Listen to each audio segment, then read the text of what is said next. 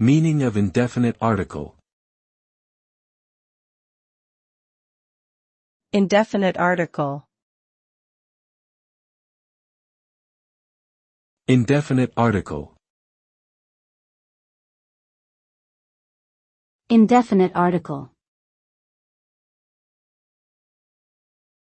Indefinite article. The indefinite article is a type of article used in English grammar to indicate that a noun refers to an unspecific or non-particular person, place, thing, or idea. It is represented by the words a and an. The usage of the indefinite article depends on the sound of the word that follows it, not its spelling. If the following word begins with a vowel sound, and should be used, otherwise, should be used.